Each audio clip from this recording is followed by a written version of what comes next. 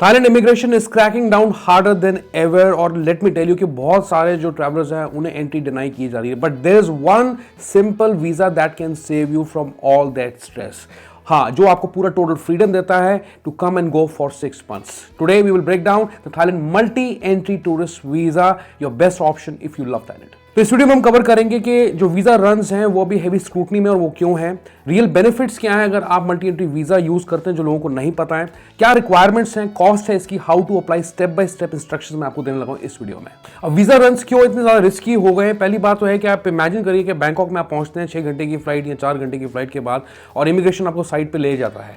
काफी सालों से वीजा रन्स को बहुत ही नॉर्मल कंसिडर किया जा रहा था। मान लीजिए लोग यूजुअली जो रूट्स होते थे, बैंकॉक लाओस का हो गया, चिंग माई म्यांमार का हो गया, फुकेट मलेशिया का हो गया and back again to Thailand, तो ऐसी स्टेप्स होती थी वो एक्सेप्टेबल थी फिर भी अगर मैं थाईलैंड इमिग्रेशन की बात करूं। But now Thailand immigration is done with this. तो उसके लिए क्या है, they targeting back to back tourist entries जो हैं उनको नोट कर रहे हैं, उनके पैटर्न्स क्या हैं उनको नोट कर रहे हैं, and they flagging frequent exit and re entries. तो मान लीजिए आपके पासपोर्ट में जो स्टैम्प्स हैं वो ऐसे लगी है, entry exit reentry exit and then reentry. तो उस केस के अंदर आपको बहुत बड़ा चैलेंज आ सकता है क्योंकि अब जो है इन रूल्स को बाईपास नहीं कर सकते। इमेजिन करिए आप थाईलैंड विजिट करते हैं 3 से 4 बार 4 महीने के अंदर, आपको लगता है कि सब कुछ नॉर्मल है, लेकिन ऑफिसर जो है जब आपका पासपोर्ट के पेजेस देखता है और स्टैम्प्स देखता है तो वो आपसे पूछ सकता है why so many entries, what's your purpose. तो मैं समझता हूं कि आप नहीं चाहते कि आपके हॉलिडे के अंदर कोई आपको रोक के सवाल जवाब करे, but here is a good news, that's a clean legal way to enjoy Thailand for multiple entries. तो उसके लिए आप METV यानी कि मल्टी एंट्री वीजा थाईलैंड का अप्लाई कर सकते हैं। ये गेम चेंजर है, मैं समझता हूं। अब इसके बारे में क्या इंफॉर्मेशन है वो आपको बताने लगा हूं। 6 महीने की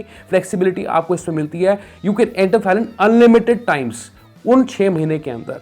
जो इसकी स्टार्ट डेट है वो शुरू हो जाती है जब आपको ये METV वीजा इशू किया जाएगा, ना कि जब आप पहली बार थाईलैंड में एंटर करेंगे तो इसकी क्लॉक स्टार्ट होगी। ठीक है, अब लेट मी टेल यू कि 60 डेज का आपको stay period at a stretch मिलता है एक एंट्री के अंदर। तो दोबारा आप री एंटर करके 60 डेज रह सकते हैं। अगर आपको 60 डेज आप रुक जाते हैं तो उस केस के अंदर आप चाहते हैं कि 60 डेज तक मैं रहूं और मैं आगे एक्सटेंड कर लूं, तो उसके लिए आपको कॉस्ट देनी पड़ सकती है, यानी कि आप अपना एक्सटेंड करा सकते हैं मल्टी एंट्री वीजा का स्टे, तो वो आपको लोकल इमिग्रेशन ऑफिस से ही कराना पड़ेगा जिसकी फीस होती है 1900 थाई बाट। लेकिन इंडियंस के केस में थोड़ा चैलेंजिंग हो सकता है क्योंकि ईजिली एक्सटेंशन नहीं मिलते हैं, किसी को मिलती है किसी को नहीं मिलती है, ये चीज देखने वाली है। But the good thing is there no more border runs for you, और इसकी वजह से आपको पीस ऑफ माइंड मिलेगा। And plus immigration also loves this kind of visa. Actually जो इनका पर्पस है वीजा रन्स को टारगेट करने का वो ये है कि और कैटेगरी के वीजास भी लोग अप्लाई करें एक्सेप्ट वीजा एग्जेम्पशन। अब कौन लोग इसको अप्लाई करेंगे? लेट मी आस्क यू, क्या आप 2 से 3 बार थाईलैंड विजिट करते हैं साल में? क्या आप 30 दिन से ऊपर रहते हैं? काफी लोग तो 4-5 दिन रहते हैं।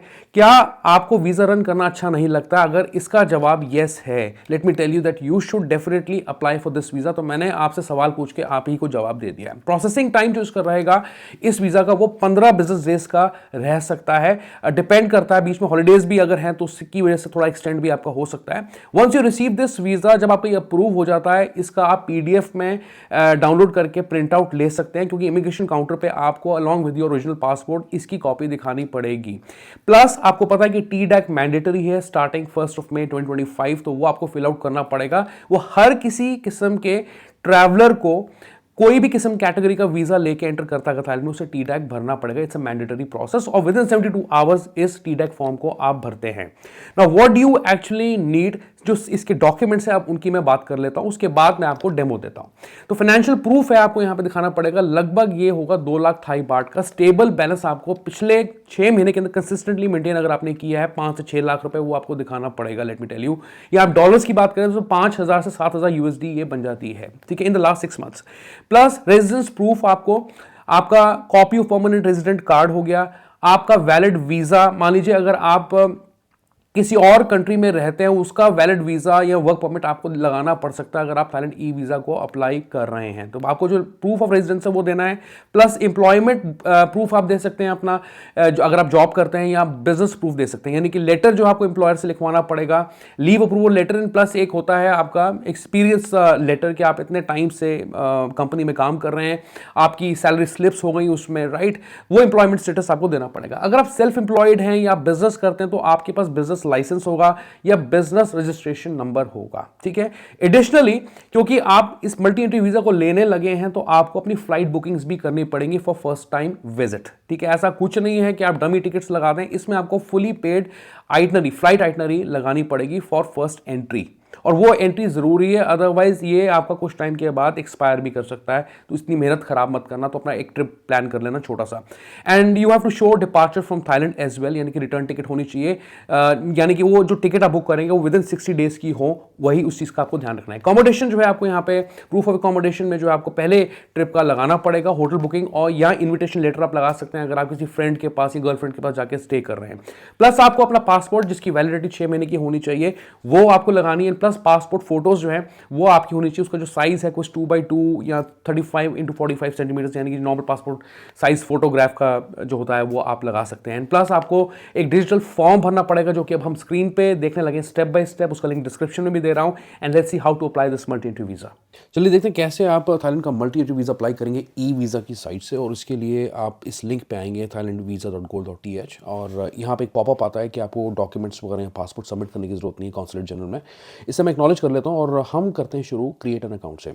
अब यहाँ पे आप अपना अकाउंट क्रिएट कर सकते हैं, मैंने ऑलरेडी बनाया हुआ है, तो मैं without wasting time sign in पे क्लिक करता हूँ, और ये मेरा जो है यहाँ पे पासवर्ड है और मुझे एक कैप्चा कोड यहाँ पे डालना है, और साइन इन पे क्लिक करते हैं और ये एक लिंक खुल के आता है। मैंने ऑलरेडी अपनी एक एप्लीकेशन जो है यहाँ पे शुरू की हुई है, तो मैं इसको अभी डिलीट कर देता हूँ ताकि कोई इसमें कन्फ्यूजन ना रहे, और हम क्लिक करेंगे ऊपर टॉप पे, यानी कि apply for a new visa. वैसे बाय द वे अगर आप इस स्क्रीन को देखें यहाँ पे आपकी स्टेटस एप्लीकेशन का आपको पता लग जाता है, और यहाँ पे आपकी जो भी एप्लीकेशन जिसको आप एडिट कर रहे हैं या करना चाहते हैं वो भी कर सकते हैं, जो मैंने डिलीट कर दिया है।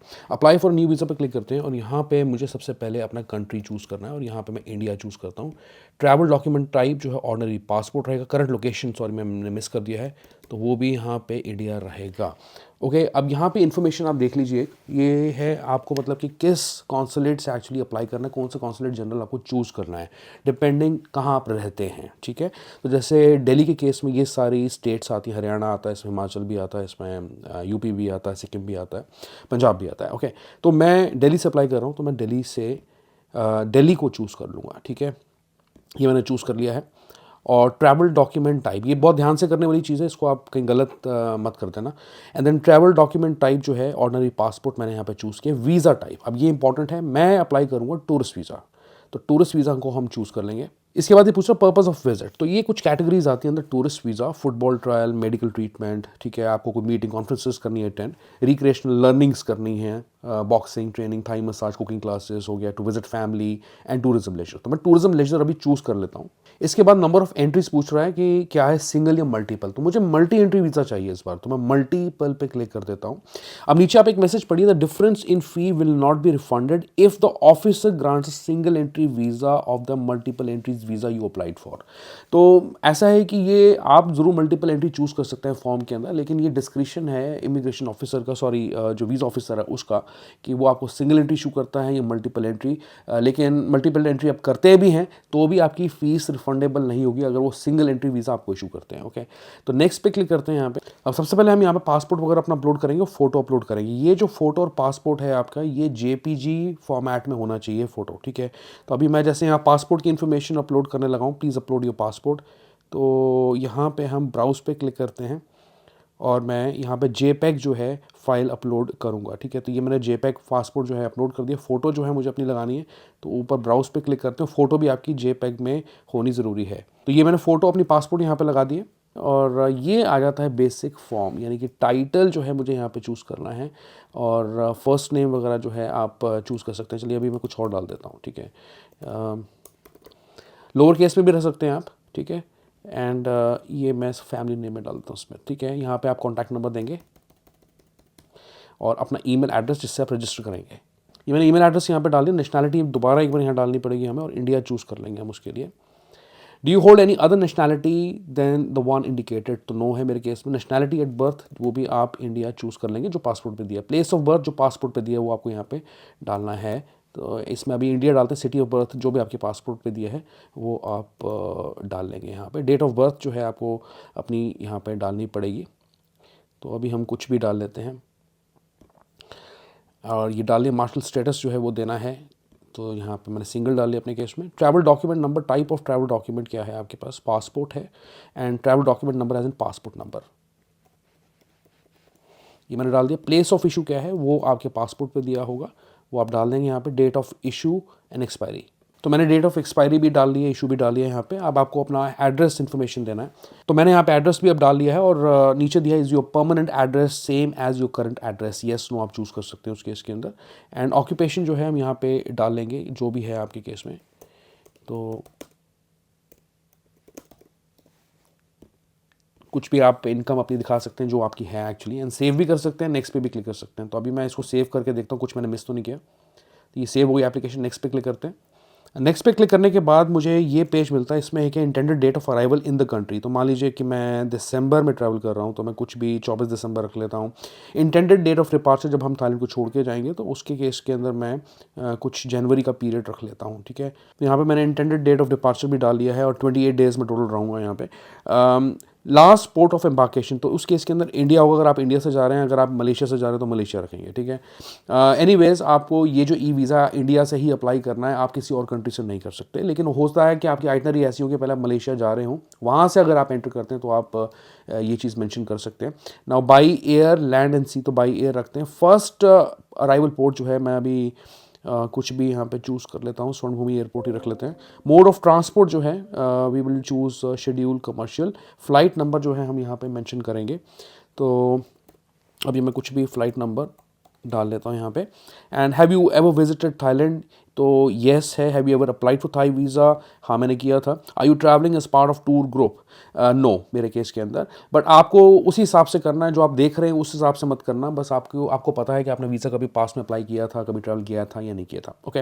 नाउ अकोमोडेशन टाइप में हम आ जाते हैं। अकोमोडेशन नेम जो है आप कुछ भी दे देंगे अभी यहाँ पे, ओके। तो मैंने होटल की एड्रेस इन्फॉर्मेशन जो अपने होटल के वाउचर से जैसे निकाल के डाली है, मतलब आपको करना ऐसे है। और यहाँ पे मैं फ़ोन नंबर मेंशन कर देता हूँ। Duration of stay, your entire stay, तो इसके अंदर आप 28 डेज रख सकते हैं या कम भी रख सकते हैं। एडिशनल अगर आप ये देखिए मल्टी एंट्री वीज़ा है, let me clear one thing कि आप जितने भी होटल्स अपने दिनों के लिए बुक करेंगे कहीं का भी, उसका एड्रेस आपको हर एक प्रॉपर्टी का एड्रेस डालना ज़रूरी है इस केस के अंदर, बिकॉज मल्टी एंट्री वीज़ा इतना आसान नहीं होता, पूरी डिटेल्स वो आपकी चेक करते हैं।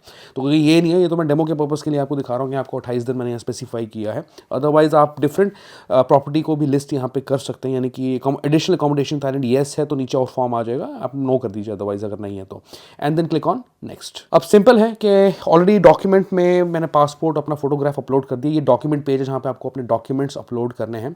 इंडिकेटिंग योर करंट एड्रेस, मतलब कि मेरा जो लोकल एड्रेस है इंडिया का वो मैं यहाँ पे मेंशन करूँगा। फिर नीचे दिया डॉक्यूमेंट इंडिकेटिंग करंट लोकेशन, तो यहाँ पे मुझे जो अपना करंट लोकेशन है इंडिया का वो अपलोड करना है, उसका proof.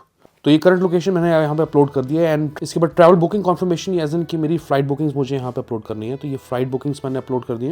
And then proof of accommodation है, तो हम होटल वाउचर अपलोड कर देते हैं। ये hotel.pdf मैंने एक डमी बनाया हुआ है। एंड फाइनेंशियल एविडेंस, यानी कि बैंक स्टेटमेंट्स वगैरह आप लास्ट 3 महीने की स्पॉन्सरशिप लेटर जो है किसी पेरेंट से अगर कोई स्पॉन्सर कर रहा है आपको, तो वो आप यहाँ पे अपलोड कर सकते हैं। तो ये मैंने बैंक स्टेटमेंट भी यहाँ पे अपलोड कर दी। And then simply click on save और डन। अभी मैं सेव करता हूँ पहले, नेक्स्ट पेज पे चलते हैं, ठीक है। ये सेव हो चुकी है एंड डन। तो आप देखें यहाँ पे इन्फॉर्मेशन आ गई है, जितनी भी समरी है, जो भी मैंने डिटेल्स भरी है वो मेरी यहाँ पे आ गई हैं। एंड नीचे मेरे सिग्नेचर्स आ गए हैं, digital signatures. Accept and confirm करूँगा, जो कि मैं अब नहीं करूँगा इस वक्त, बिकॉज ये मुझे हो सकता है मेरे से पेमेंट इन्फॉर्मेशन मेरे को दे, या मुझे ईमेल पे पेमेंट इन्फॉर्मेशन आए उसकी मुझे वेट करनी चाहिए, क्योंकि अभी मैं गलत इन्फॉर्मेशन कोई देना नहीं चाहता। So this is how you apply for Thailand multi entry e visa. अब इसकी थोड़ी पेमेंट की बात करते हैं। तो जनरली जो है जब आप DTV वीज़ा अप्लाई करते हैं उस केस के अंदर आपको ऑफलाइन पेमेंट का मेथड मिलता है, यानी कि एक बैंक ड्राफ्ट बनवा के आप DBS की किसी ब्रांच से जाके कॉन्सुलेट में जमा कराते हैं। अब क्योंकि ये थाईलैंड ई वीज़ा और इसका टोटल ऑनलाइन नहीं है प्रोसेस, तो लेट मी क्लियर दिस कि आप जब ये ऑनलाइन एप्लीकेशन फॉर्म भर लेते हैं, जैसे आपने डेमो में देखा, इसके बाद आपको एक ईमेल पे एड्रेस मिलना चाहिए, यानी कि ऑफलाइन पेमेंट का जो डॉक्यूमेंट आपको मिलेगा, जिसमें एग्जैक्ट जो फीस है आपको उसका कॉस्ट दिया होगा, and plus specific beneficiary name जो है जिसके नाम पे डिमांड ड्राफ्ट होना चाहिए, यानी कि जैसे कि रॉयल कॉन्सुलेट जनरल दिल्ली हो गया, मुंबई हो गया, चेन्नई एंड कोलकाता, ऐसे उसमें एड्रेस दिया होगा, ठीक है। इसकी जो कॉस्ट है लगभग 12 से 12,500 रुपये की एक वीज़ा की बनेगी अगर आप मल्टी एंट्री वीज़ा अप्लाई करते हैं। तो बस आपको डिमांड ड्राफ्ट जो है बनवा के बैंक से जो है एग्जैक्ट अमाउंट जो भी होगा उस कॉन्सुलेट जनरल का, जहाँ से भी आप अप्लाई करें, जिस भी डिस्ट्रिक्ट से कर रहे हैं, वो आपको जमा कराना पड़ेगा कॉन्सुलेट के अंदर। जो DD है, ही जब जमा होगा इस केस के अंदर। इसमें आप क्या कहते हैं कि कैश में वो पेमेंट एक्सेप्ट नहीं करेंगे। जब ऑनलाइन पेमेंट्स की बात आती है, कुछ ऐसे ऑप्शंस हैं तो इक्का दुक्का ऑनलाइन ऑप्शंस मिल सकते हैं। अगर आपको किसी प्रोफेशनल वीजा प्रोसेसिंग कंपनी को कॉन्टैक्ट करना तो आप उनसे पूछ सकते हैं कि क्या आप ऑनलाइन पेमेंट करके इस वीजा एप्लीकेशन फॉर्म को भर सकते हैं, तो वो आपको चेक करना पड़ेगा। बट एनीवेज जो जेन्युइन मेथड है वो यही है कि आप ऑफलाइन पेमेंट यूजुअली एक बैंक ड्राफ्ट बनवा के करते हैं। Alright guys, this is it, that's how you apply Thailand multi entry visa. जो लोग रिपीटेडली ट्रैवल करते हैं तो आपके लिए सेफेस्ट ऑप्शन यही बचता है। सारी इन्फॉर्मेशन इस वीडियो में मैंने दे दी है। जाने से पहले रिक्वेस्ट करता हूं वीडियो को हाई करें, लाइक करें इस वीडियो को शेयर करें और चैनल को सब्सक्राइब करते हुए जाएं। Goodbye, take care, bye bye.